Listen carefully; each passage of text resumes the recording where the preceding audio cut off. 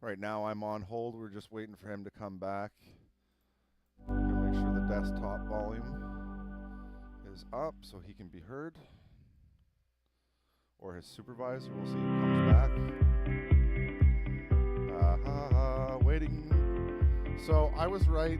If anybody does end up watching this live stream, the ballot number at the bottom left, not the bottom right, but the numbers at the bottom left is the store vendor location ID.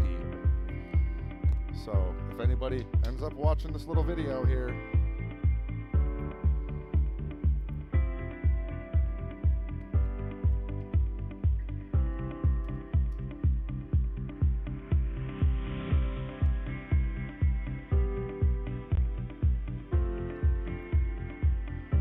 I don't know if they're going to cut me off at any time or anything like that. So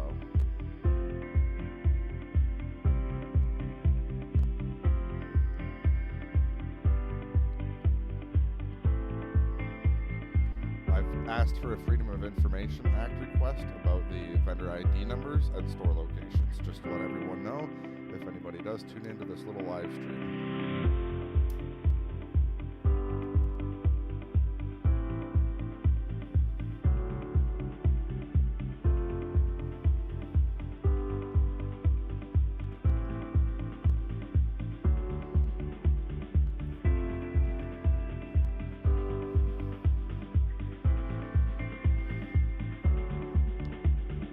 Come on, OLG scammers.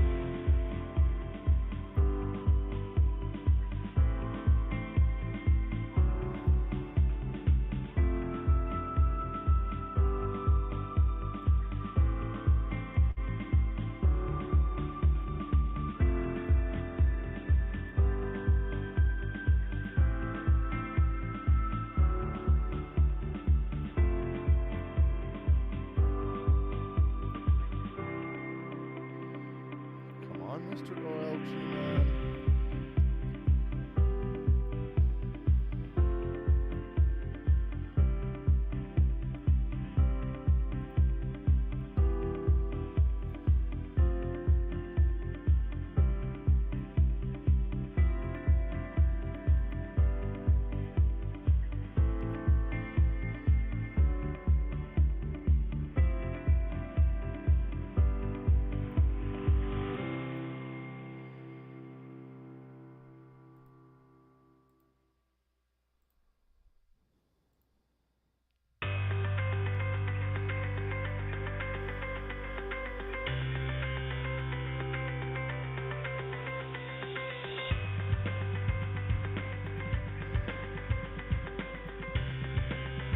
Get these people their money one way or another. I'm gonna get them. Something about an MRFer. Thanks for patiently waiting. I Hello. apologize. There is no supervisors available at this time, but I can do one thing. Did I freak I out? can put No, a no, no, no, no, callback no, no, no, request. no, no, no, no. Did we freak out the supervisors? I know Sorry? there's supervisors in the office at this time in the morning. No, but we're working in a separate system, so there is You no can't. supervisors No, no, available. no, no, no, no, no, no, no, no, no, no, no, no. You can't pull this on me. I've put in a Freedom of Information Act request for the vendor Mm-hmm. IDs and the store locations. I can We're surely do not that. ending this call until I have that information. Yes, you can. I can surely do that one, but the supervisor request is not like no supervisor is available at this time for Okay, let's that. take But down my email and get me this information. My email mhm, is frying sure. f Can you spell r that for me? y f r y Mhm, i n g mhm, d e a d mhm, at mhm. gmail.com. So F. send that information to Mm-hmm. me before we end this call, please. FRYINGDEAD@gmail.com. Yes, and I want that information before we end this call. Sure. Just one second. Let me put you on a quick call again, okay?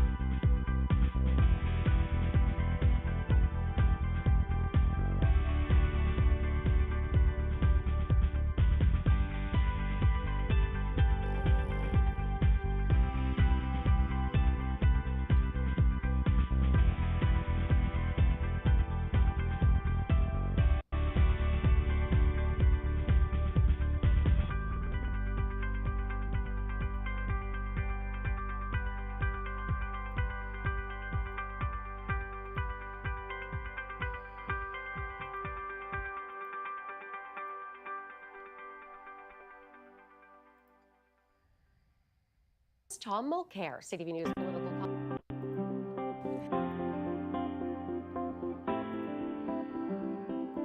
About 6 million people.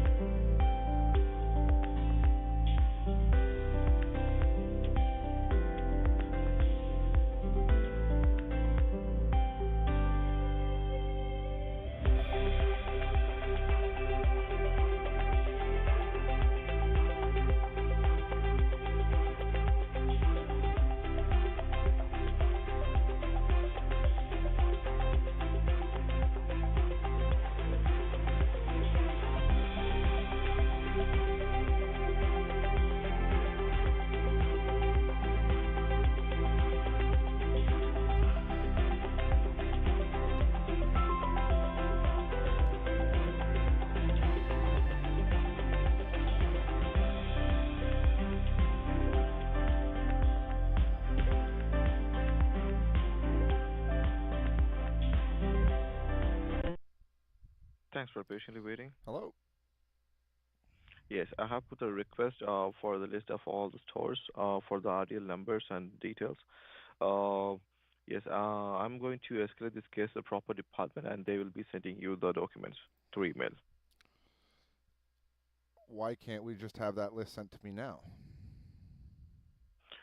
Because this whole thing is handled by different departments, so they have to assemble the documents and they have to send it. I don't have the option to do that from my end. Well, you guys know you can't scam winners, right? Sorry? You know you cannot scam winners, right? We are not scamming anyone. Yes, we are just if you're trying to ask them about information that is not on the front of the ticket, right? it's just to make sure that It, they are the right person who that doesn't purchased the matter. ticket. Under privacy laws, they don't have to tell you where they bought something. Okay. According to OLG's policy, No, they no, have no. to It doesn't tell matter. It us, doesn't matter. like, 1 minute. It doesn't matter. OLG's policy does not trump privacy laws, okay? If I buy a Sony PlayStation 5 from a Walmart and I want to send it in for repairs to PlayStation, they're not allowed to ask me the Walmart I bought the PlayStation from. That's privileged information, okay? Where I shop or where I buy something is privileged information. It's easy yes, enough. and One minute, let's if see. that, 1 minute, let's see. Let's just see here. In Canada, under privacy laws, is where you shop privileged information. Yeah, so let's say if that PS5 is stolen and some other guy got that PS5 and he's trying to return it to the Walmart, so the Walmart would ask for the receipt. No. You see, he wouldn't return it to the Walmart because it's under manufacturer's warranty. You return it to the manufacturer. You don't return it to the store. You return a product to the store when you're unhappy with it and you want your money back or store credit. Okay? Not when there's an issue or when there's something that the company requires, okay? So, and this is a company. But this is huge money involved in this case, right? No, it's not huge money. Huge money would be $10 million, not $1,000 bucks. $1,000 is inconsequential. I think you guys are trying to keep that money because somehow it benefits you guys. So what happens to, say, $1,000 prize when it's not claimed? What happens to that $1,000 at the expiry at 1 year? What happens to that money, please? Tell me that information. So when the ticket expires, that we cannot do any payouts or anything. Like, let's say if you found a ticket from your wallet that is expired, and if you're a winner, we cannot pay you out. That's the policy of the OLG, and we have made it clear on everywhere. I know when $1 million prize doesn't get paid out, they roll over. But what happens to the, say, $1,000 prize that's not collected? What happens to that $1,000?